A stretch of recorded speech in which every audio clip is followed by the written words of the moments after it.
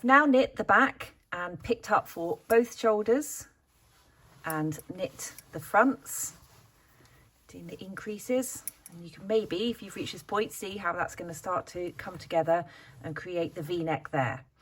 So once you've finished the right front, the next instruction is telling you to now knit back across those stitches. So I've already done that. So I've knit across those right front stitches and then continue to join with the left front, which handily, I've got those stitches on hold. You should have these on hold. I've got them on another 6.5mm needle, so this is easy. If you've got them on a piece of scrap yarn, what I would do is, if you've got a spare needle, even if it's a size or two smaller, don't worry about that because you're not going to use it to form the stitches. Slide it in, picking up the stitches on your scrap yarn from that end so that the needle point pokes out this end, a bit like this one's done. So, and then I'm going to make sure I've got the right needle. There we go.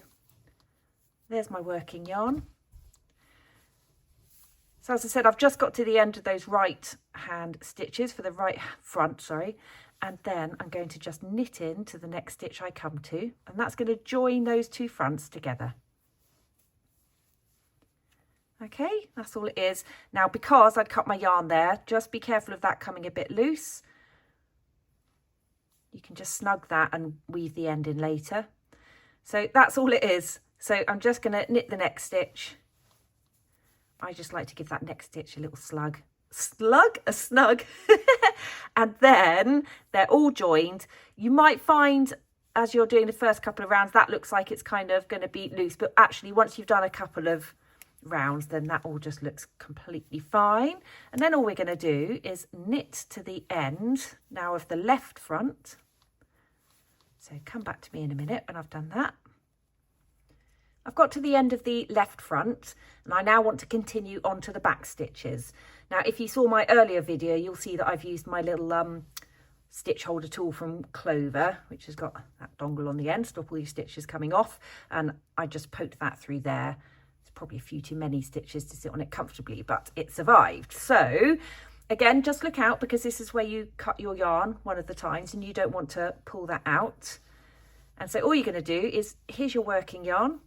And remember, I'm at the end of the left front now. I've just checked that all the pieces are oriented correctly, so I haven't accidentally twisted to the other side of the back or anything like that. And all I'm going to do is knit into that first stitch. And that's now joining the left front to the back. And then I can just knit and so on. If you've used scrap yarn, you can either, again, use a spare needle, the same or a couple of sizes smaller, and just run that through all your stitches and then use the needle tip, that will be pointing that way, to knit off. Or because these stitches are going to sort of finish the entire circle where you're knitting in the round, you could get the opposite needle tip on the circular needle that you're using for the body and actually insert it from those and come with the needle tip out. So that'll be there, and then you're just knitting all the way round in the round. So whatever works for you. As I said, I've got my little tool here, so I can just knit off this little tip. So I'm going to keep going now all the way to the end of the back stitches until I'm back at the start of the right front.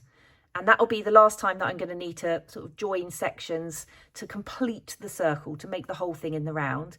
At that point, I'm going to put in a stitch marker. So I'll knit to that point and just come back to you one more time. I've now knit across the right front, the left front, into the back stitches continuously, and that's joined all of these pieces together. So I've got one last join to do now, and that's going from the end of the back stitches into the other side of the right front, so where I started basically, and that's going to complete the circle, and from then on we're going to be knitting the body in the round. So before I carry on and just join into this stitch here, we can place a stitch marker onto the needle, and then every time we come to that, and we're just going to slip it across. The only time you need to be careful of it falling out is literally when you've just knit the stitch before it and you're going to knit the stitch after it. And that's how you know you've got to the end of the round every time. Okay, so as I knit,